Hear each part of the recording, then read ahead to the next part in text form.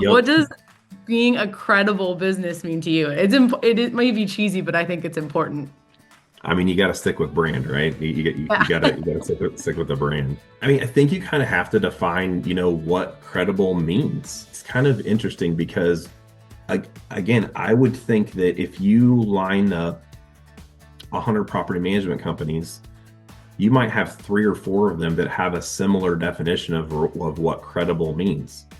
hmm Does credible mean that you say that you move a prospect from A to Z? So you start them at the property management software, you move them through the process, and I say this half kidding or mostly kidding, I should say, because you don't do this, but I'm the property manager. I kick my feet up on the desk and I just wait for prospects to come through. That nobody actually expects that. But what I'm saying is like, is that the level of credibility? Is it saying like, okay, I'm credible because I say that and then that's what I do, right? But I guess in terms of the core question, I mean, you have to stick to those core values. Now, will the core values, shift as the technology shifts and whatnot?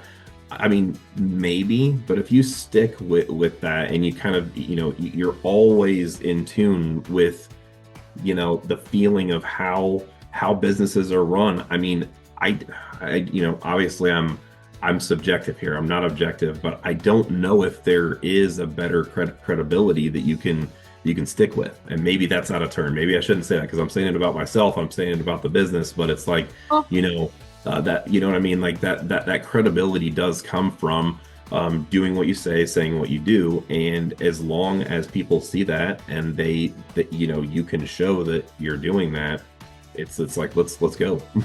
I think, yeah, you make a good point. Credibility is going to mean something different to everybody, and expectations are going to, of what that means is going to be a huge Right. indication of whether or not you're meeting that standard for somebody.